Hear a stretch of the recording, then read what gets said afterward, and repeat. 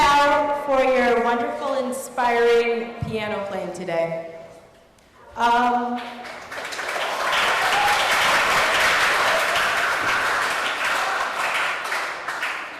Welcome, Hazlitt staff and students. Today's event will be filmed and streamed live to Okemos High School, so we want to give a shout out to all of the Okemos staff and students joining us today.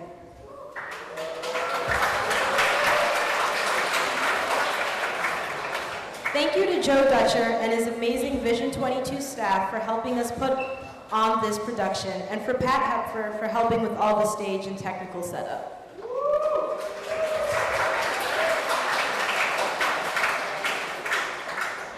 We are so very excited to welcome internationally best-selling young adult author Scott Westerfield as he teams up with award-winning authors Margot Lanigan and Deborah Biancotti to create a sizzling new series filled with action and adventure.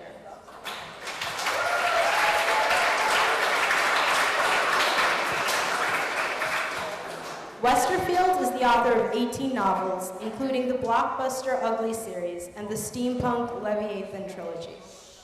Margot Lanigan is an internationally acclaimed writer of novels and short stories who is a 2-time Printz Honor winner and a 3-time World Fantasy Award winner, while Deborah Biancotti is an acclaimed author of short fiction. Now these 3 powerhouse authors have united for Zeros, the opening installment of a thrilling new series in which X-Men meets heroes.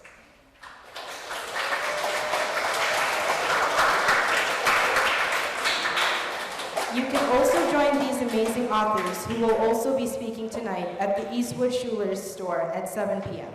This is a ticketed event, so please call or stop by the Eastwood store ahead of time to pick up your ticket. Thanks so much to Whitney Spots from Schuler's Books at Eastwood Town Center for making this event possible.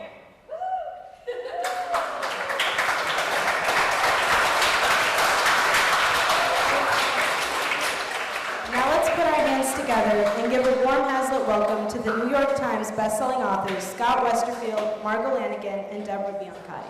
Thank you.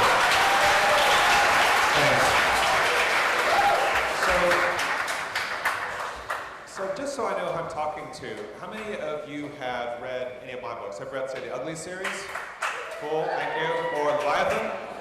All right, so as you know, I normally write books by myself. I write solo novels, and most of the books you read, most of the books in any library or bookstore are written by one person.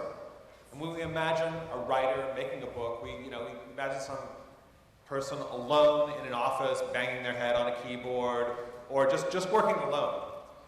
But there's other ways to write. I have a bunch of friends who write TV shows. And I have some friends who work on The Walking Dead. And when they tell me how it works, it's really cool. They all get together for like 6 weeks, and they do something called blue skying, where they just make up stuff that's going to happen in the next season. They're like, maybe we could kill this character, or we should definitely kill this character, or like maybe we should have them meet, a weird mayor, or this or that. So they come up with all these ideas, and then they figure out what the big moments in the series, in the season are going to be. They break it up into 12 different episodes, and then all together in the same room, they outline each of those episodes. So by the time they go off to their little office to work alone, they each write one episode. And by the time they go off to do that, they've already done 80% of the work together. So most of what they do is around a big table, and they're using all those parts of your brain that you use when you hang out with other human beings. Like you argue with them and you persuade them, and you make alliances, because you and this other writer also want to kill the same character. So you argue together. Or you argue against somebody else, or you try to undermine them.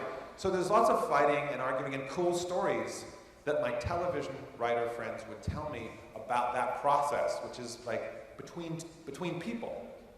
Whereas my job, I'm mostly just alone, and I'm just fighting the voices in my head and trying to come up with story ideas on my own. So I was talking about this with my good friend Deborah, and we both live in Sydney, Australia, on the other side of the world. And I was like, it's weird. We writers don't ever get to use the social parts of our brain. And she said, I said, yeah, that is totally weird, actually.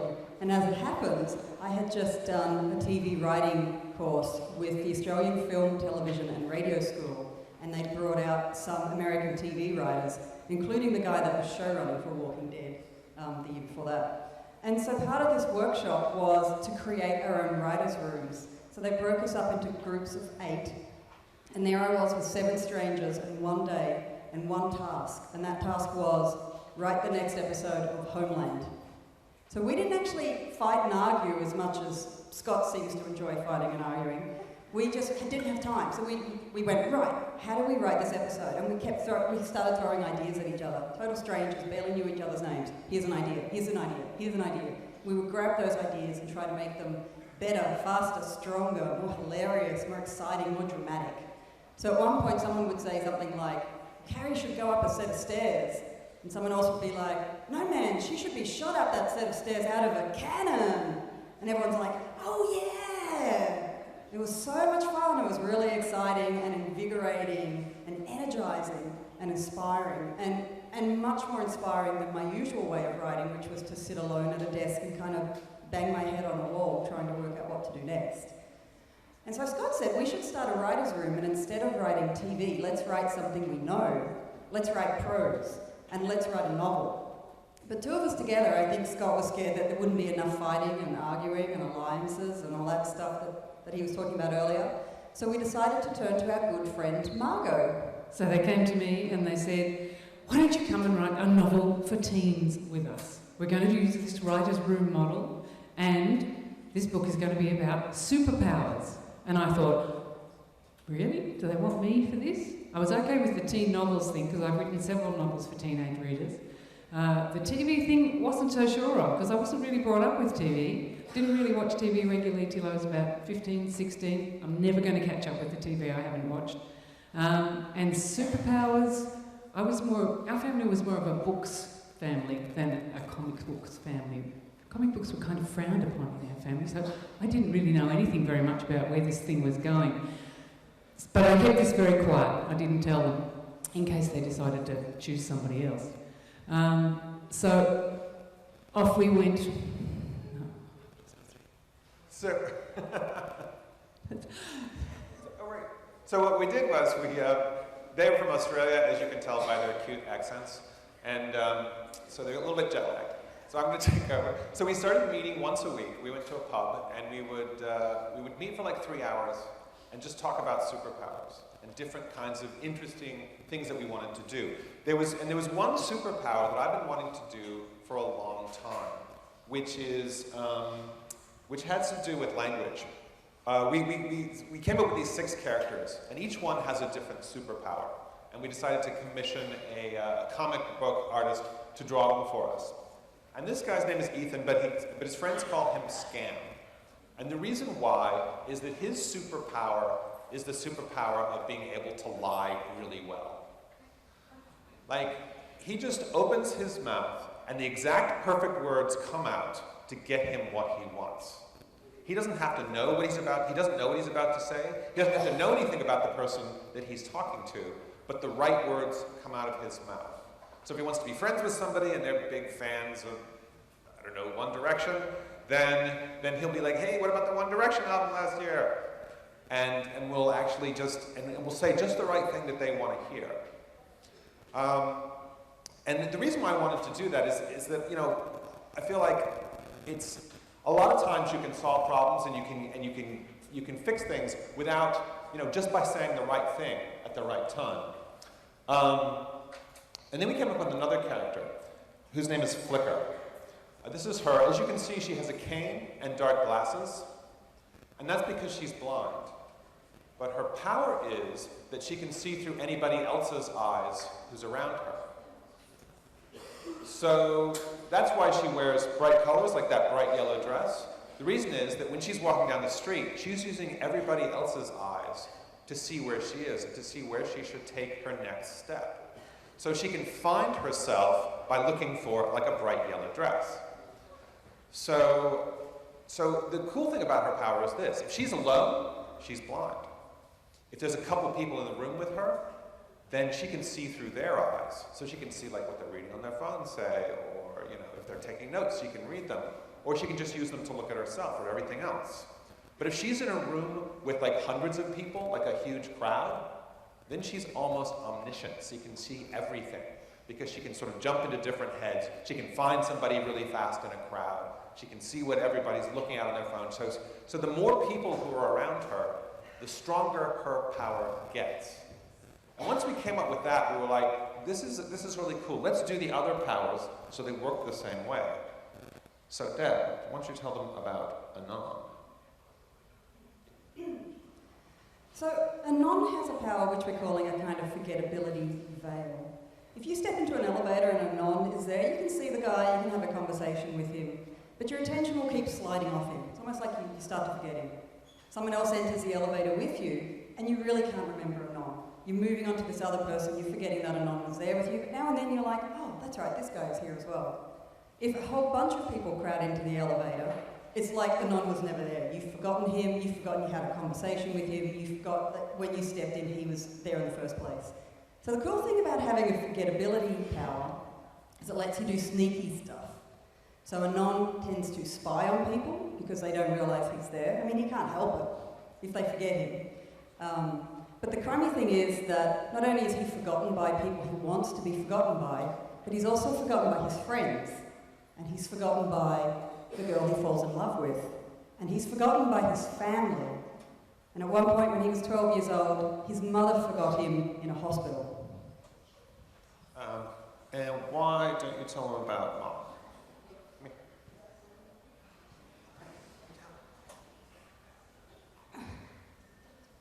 Okay. So, Mob has the power where she can hook into the energy of a room. So you know what it's like when you walk into a room where people are doing an exam. It can be very tense and anxiety-provoking. And Mob can feel that. She can hook into that kind of energy, and she can elevate it to make you more anxious and kind of screw up your exam, or she can damp it down, sort of calm people down. So Mob's a good person to have in an exam room if you want to be pulled back into line. She's a terrible person to be around if you're watching a horror movie, because that's too much anxiety. And she can be swept away into that level of energy and sort of bring the house down with way too much terror. Okay, and Margaret, you're going to tell them about Bellwether. He's the leader of the group. Bellwether. Is this guy confident or what?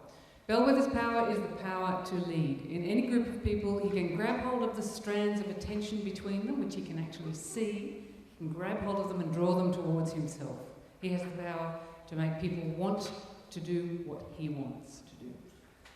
For example, if he and his friends are having an argument about what movie they're going to see, Nate is always going to win. But the people who lose aren't going to feel like they lost. They're going to feel like they just spontaneously changed their mind. They just wanted to see this movie after all when they thought about it. Now the cool thing about Bellwether's power is he's always in control of the group. The less cool thing is that you know how the girl or the guy who's always in control of the group is usually kind of a jerk? It's hard to have real friendships when you're continually dicking around with your friends' emotions and attention and pushing them, trying to push them into things. Jazara is the last member of the Zeros, and she has the power, she's the only Zero who has power over things rather than people. So she doesn't deal in groups of people, she deals in groups of devices. So if she was in this room with us today, she'd be able to sense every single electronic device that was on your person or in your bags or up the back of this room, controlling the sound and the lights, the air conditioning, the fire alarms, the public address system. She'd be able to feel all those things physically. And they wouldn't necessarily be comfortable sensations. Like all the phones would produce a kind of an itch on her skin. All the computers up the back there would feel a bit like a headache pressing in on her head. And nothing would give her greater pleasure than to just crash the whole lot and relieve herself of that itch. And that's something that she can do. She can reach out and break the connections between those things and crash them. The cool thing about this is she can get her Zero's friends out of lots of good situations. She can just kill the lights and set the smoke alarms off, and in the confusion they can all slip away. The less cool thing is that living in the 20th century is really painful for this girl because pretty much everything is electronic and pretty much everything is networked. So she can't go into places that are heavily networked and where the crashing of systems is going to endanger lives. So a hospital is a bad place for her to be because there's a lot of life support systems there. She can't fly on a plane. She can't even really go into an airport because there's just too much going on there that's dangerous to crash. So we came up with all these different characters, and we realized, well, we got these 6 characters, but they also need a story. And we liked the way the superpowers all work, because they all had to do with crowds, either groups of people or groups of machines. They were like social superpowers. But we needed a plot. So we thought, just to make it interesting, we would start with a bank robbery. So the book starts with, Scam has just scammed some money out of somebody. He's the one who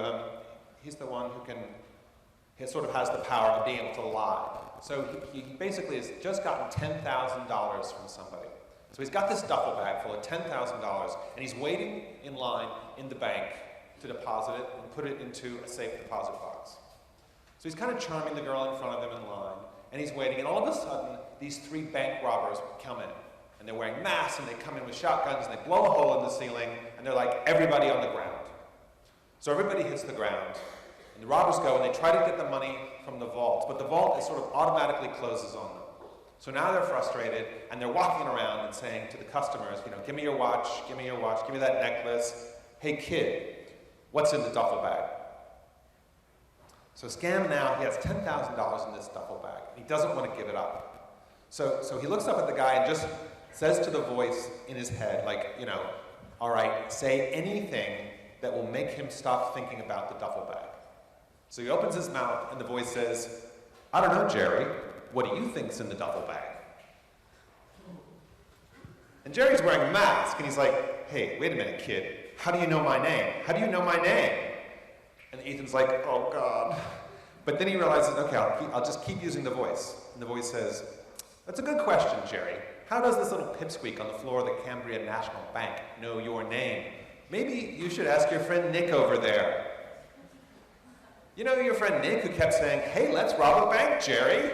That'll be fun. You can carry the biggest gun. It'll be great. And now, Jerry, the robber, doesn't trust his accomplice anymore. He thinks he's been set up. And the good thing is, he's forgotten all about the duffel bag. So a couple of seconds later, gunfire breaks out. The robbers all shoot each other. It's it's a huge disaster as a robbery, but Ethan is fine because his duffel bag has been completely forgotten about. The problem is, they're also surrounded by cops, and as he's about to leave, and after they interview him, these 2 detectives come up and they say, young man, I think we need to ask you some more questions down at the station. And he's like, why? Well, what he finds out eventually is that the girl on the floor next to him was filming it with her camera, was filming the robbery with her camera, and she has a recording of him talking to the bank robbers and using their first names. So now the cops are very interested. So it's just like when you tell lies, that's what happens. It gets more and more complicated. And so he goes down to the police station, and he winds up, trying to talk his way out of it. But in the end, the voice realizes there's no way out of it, so they wind up, so the voice just says, okay, I want to talk to my lawyer, and gives them Bellwether's phone number, because he realizes only the other zeros can break him out of the police station before his voice winds up telling them all their secrets.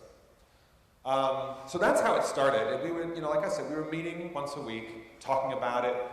We each write 2 of the characters, and each chapter has its own viewpoint. So I'd write a chapter, pass it off, and Margaret would write a chapter, then Deborah would write a chapter, and we got all the way through the bank robbery, but then we realized that we had written, after that, about 100 pages of them just playing video games.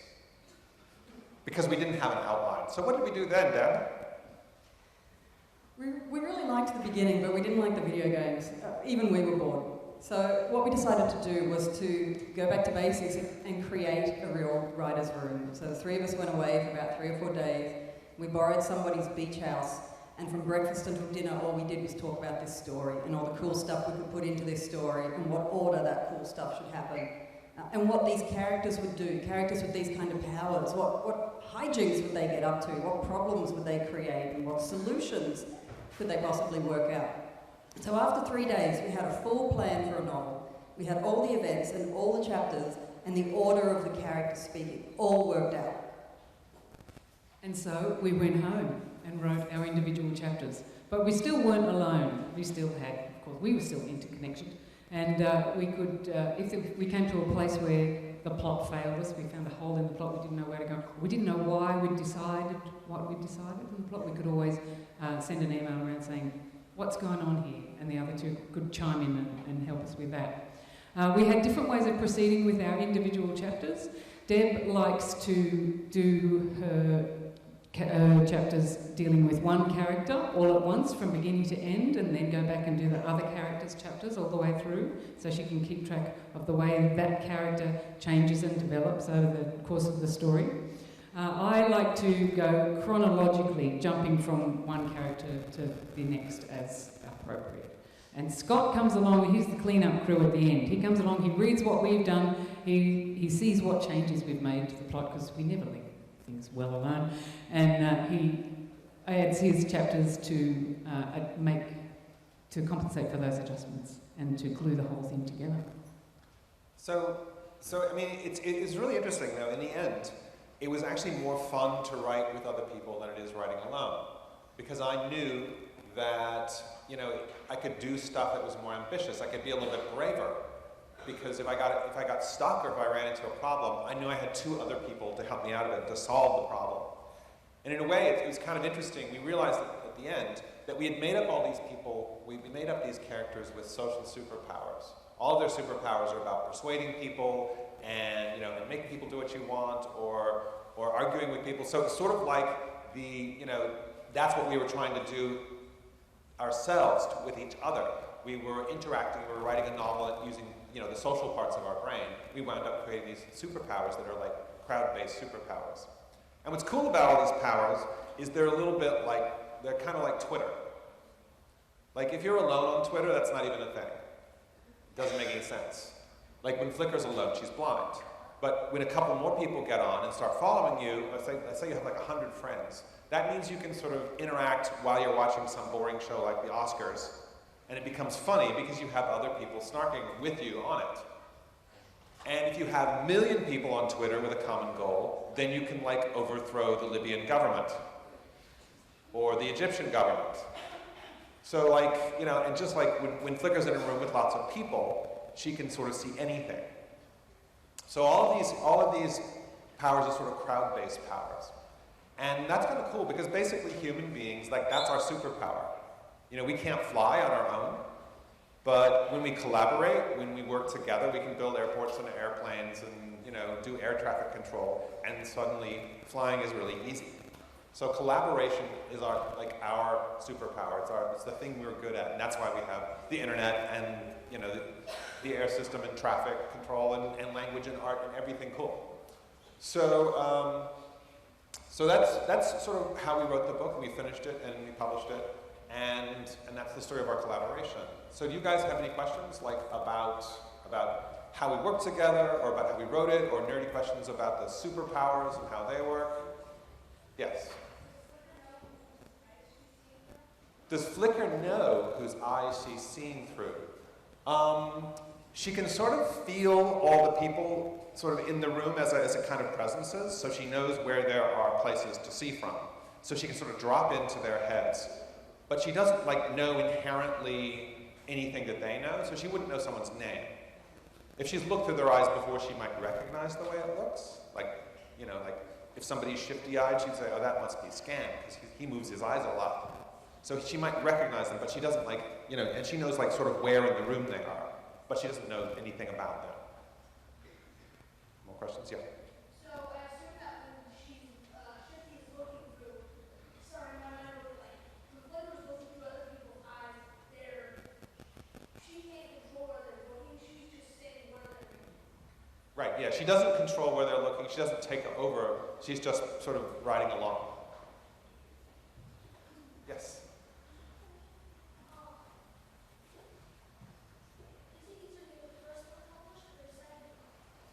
Is it easier to get your first book published or your second book published?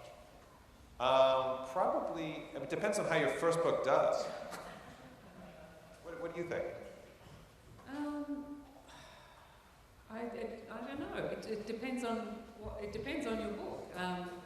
It depends on whether it's right for the market at the time, and it depends on who you send it to, and whether you send it to. If you've done your research right on publishers, and you know who's publishing that kind of thing. So it's partly up to you as an author, and it's partly up to the external circumstances.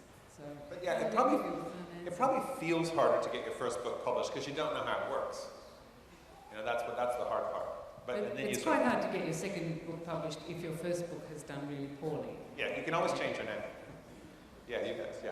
So all these are involved in the process of writing the house. What was your inspiration for crowd-based? So what was our inspiration for doing crowd-based superpowers? I mean, part of it was that we were working together, like in a very small crowd of 3, but it was also the fact that, you know, we were thinking a lot about, like, Arab Spring was happening around then, so the idea that, like, gathering all these people together suddenly was a really super powerful thing, and you get sort of flash mobs, and, you know, and protests that just happen out of nowhere, and sort of like the fact that all these political movements are sort of wrapped around social media now, we were thinking to make that more literal and to make that into a power would be a cool thing. Because it's something I hadn't seen a lot of.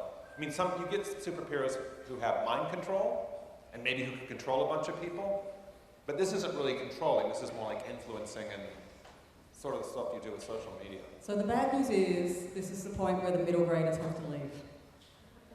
Sorry, guys. Oh, well, so let's get a question from you first, then. You look middle grader.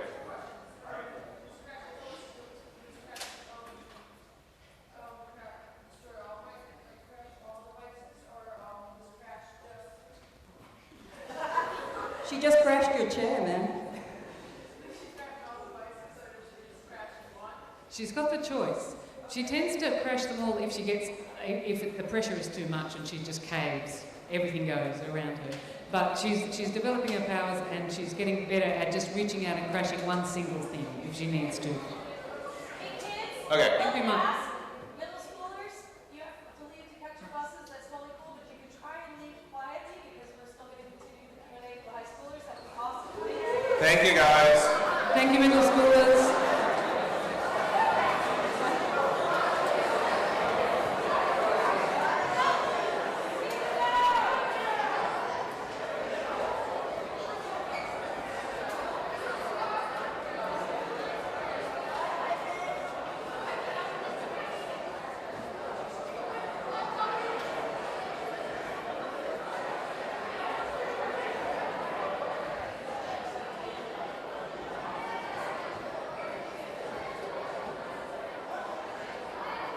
All right. Excellent.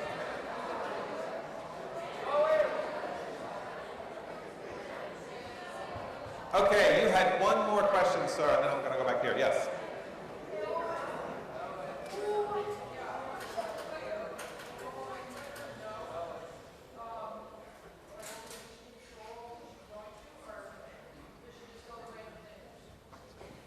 Can Flickr control whose eyes she goes into? Is that? Yeah. No, she can control it, yeah. But in big crowds, she can become overwhelmed because she can dart between so many eyes, so that can be almost like getting, hit in the head. And if the crowd is a little bit drunk, she can tend to get very nauseous and motion sick, the way their gazes are wavering around and bobbing. And at last, you.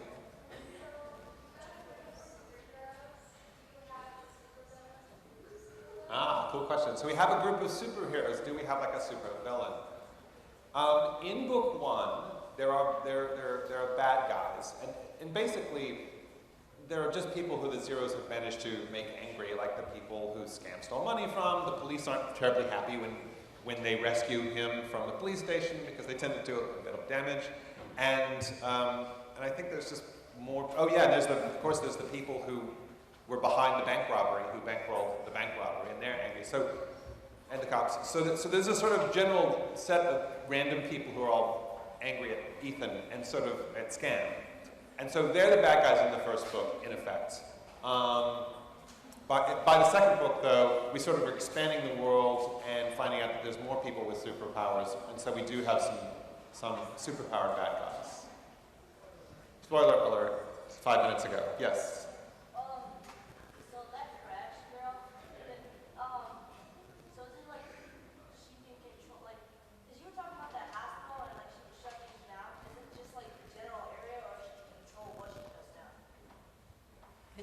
control what she crashes, or is it just a general area? She's still learning to deal with her power, so she can control it to some extent, but sometimes when she aims at like crashing the lights, she can accidentally just crash the whole darn building. So it can be kind of dangerous being near her with your phone and stuff. Yes, agree. Was the last person, I forgot his name already. Bellwether? That person. Yeah.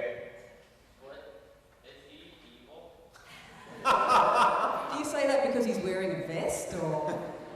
Well, he does control people. He's manipulative, and when he senses a group, to him it's like playing chess. It's like he wants to be in control. It's like these people are sort of pawns to him. But that doesn't necessarily make him evil. He wants to do good things. It's just he also thinks that things will be better if he's in control. So some people think of him as evil. Some people even in the group do so. Is there anybody I've been missing? Yes. Okay.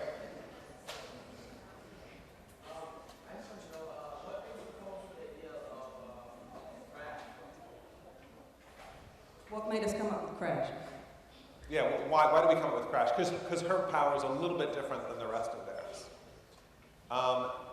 What we were thinking, I mean, the whole thing is kind of based on social media, which has to do with machines that are networked, because it's not just people that are networked with social media, it's also the machines, it's also all these devices. You know, it's all the stuff that you wear to track your steps or to track where you are. People, like employee badges have little transmitters in them now, so the bosses can know where the employees are. People always carry phones around. So we sort of we wanted somebody to be able to look into that world and see that stuff as well. So, because it's not just people, it's machines that are networked. Okay, you two way up the back, just choose one of yourselves. Yes? Is there any particular proximity with which all these powers work, or is it just kind of whatever's convenient? Is there a specific proximity? All of their powers get better when there's more people around. So when Flicker's out in a field with just a couple people, her range is very slight.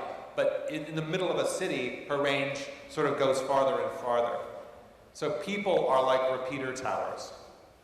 They extend all of these powers farther. Did you have another question? You up there next to him? Or was he? Yeah. Is it possible for something not to bother Crash if it's enclosed in a Faraday cage, not in a Faraday cage? It is! Well done. Gold star! Or if she's in a Faraday cage, that's like the perfect environment for her.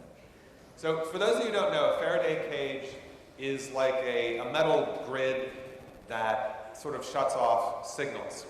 So your phone doesn't work in it, and other things don't work. So this actually isn't until book 2, but they wind up building a sort of secret lair, stroke nightclub, or whatever, but it has a Faraday cage. It's a spoiler, it's not a spoiler. It's not a plot point, it's just a setting. Yeah. Where does it take place? It takes place in a fictional version of the city of Cambria on the Californian coast. So it's like how many times bigger than the real Cambria? The real Cambria's got about 6,000 people in it. Yeah, and ours has got about 600,000, yeah. Girl in the hat.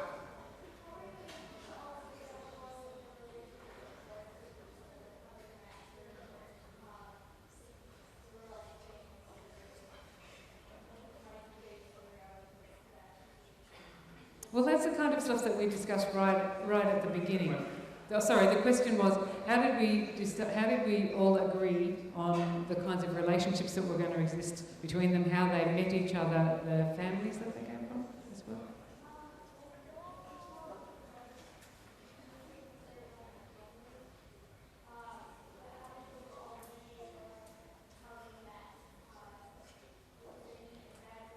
Did they meet in a bad situation? Okay, rightio. So no, they didn't meet in at any particular event. What happened was that Anon, because he's such a good spy and because he's kind of freed from family and school constraints, he roamed around Cambria, just doing his usual spying thing, and he noticed that there were people behaving in ways that would suggest that they might have similar weird powers to him. And as he couldn't actually bring them together himself because they kept forgetting him, of course. But of course, once he had alerted Nate to the possibility that there were other people around who had powers like Nate's, Nate was like, we have to pull these people together into a group so that I can control them. So, yes.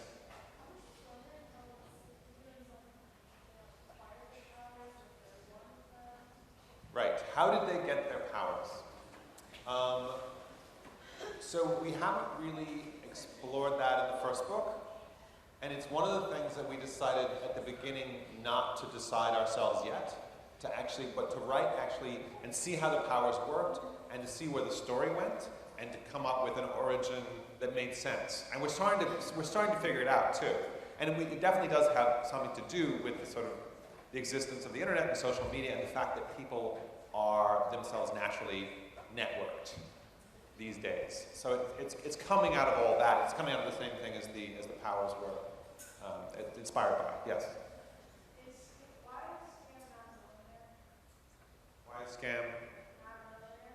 Why is Scam not a millionaire? For one thing, that's a good question. For one thing, The Voice doesn't think very far ahead. The Voice doesn't care, about long-term solutions. It just will get him what he wants in that one moment. So, if he wants to if he says, I want to buy a winning lottery ticket, it'll give him numbers, and that'll make the person selling the lottery ticket, but it can't control the way the balls fall. Or if, let's say he's trying to impress some girl who likes old English cars, he might say, hey, I've got this awesome Jaguar parked around the corner, because that will impress her. But the problem is he doesn't have an awesome Jaguar parked around the corner. So it's not actually, it's not this omniscient thing that solves everything. It just spouts whatever will work in that moment. Yes?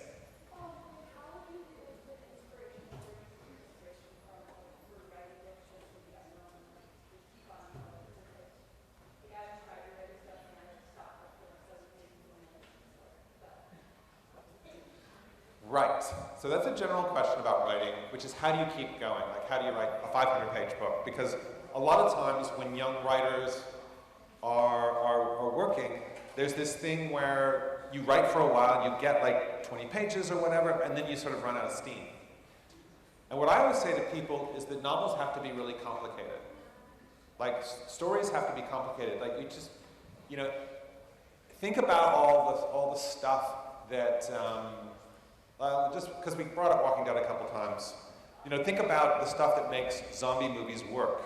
On the one hand, you have these, it seems pretty simple. You've got these zombies and they're trying to eat you and you're trying to not get eaten. But that's not all. On top of that, you have the other human beings who are also trying to survive. And they could be from, a motorcycle gang or an army unit that is kept together. Or so you have all these other things and you have all those politics. And then you have the fact that everyone's traumatically depressed. And then somebody, then you find out, like on The Walking Dead, somebody's pregnant. Now you have to raise a child in this world. As long as you make things more and more complicated, like think hard about the situation and make it as complicated as possible. If you have aliens invade the world, don't just say, okay, we're these bad aliens and they're invading the world. Maybe there's good aliens that are trying to help us. Maybe there's aliens who kind of don't care but are interested in studying us. Maybe there's aliens fighting those first aliens and they don't like us, but they'll ally with us just so they can use us to, In other words, the more complicated you make it, the more you'll be able to come up with new ideas. What do you guys think? Anything else? Yeah, I've heard it said that novels eat plot at 3 times the rate you expect them to. And I have started writing novels and then realised, actually this is a short story plot stretched out very thinly over a novel, and it's making me do a whole bunch to fill in all the gaps in the plot where I should have more plot and higher stakes. I'm just doing a lot of having people sit and talk or play video games or describing things around them, which is not actually moving the plot along. So they're just very plot-hungry things. So you just got to keep feeding them, thinking up more and more things to keep yourself interested as well as your readers. So we're about to stop. One more question? Another one? Wait, was there somebody who hasn't asked a question? Oh, okay. No, with the red shirt? Green shirt, sorry. Go ahead, you and then you, yes. Are any of these characters based on real people? Not that I know of. Yeah, I mean, I think sometimes you'll take a characteristic from somebody, like a real person you know will chew their fingernails in a certain way, and you'll like add that to a character, but you don't base the whole character on anyone usually. And you, it's a Detroit Pistons t-shirt. Yes. Yeah.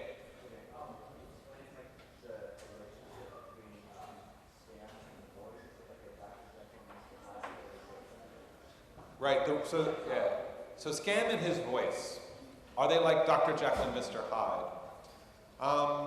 In a way, the voice is more like, I mean, it's just like his id, because it just gets what he wants, and it only gets it in the short term. And his problem is that when he was a little kid, when he was like 18 months old, the voice talked before he did. So when he was like 18 months old, he said, "Excuse me, mother, could I have a glass of milk, please?" And she was like, "Whoa, I just had like the most genius baby in the world." And he could talk and ask for stuff, but that's all he talked about. And because he could do that, Scam himself didn't learn how to talk for a while.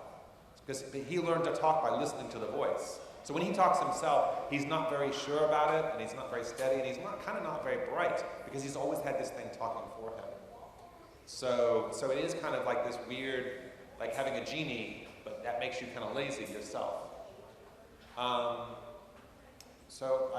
Is the bell gonna ring, or? So, okay, there's some closing announcements, but you can buy the book if you want here. You can go to Schiller's Music and Books and buy it. But thank you very much for all your questions. That was really cool.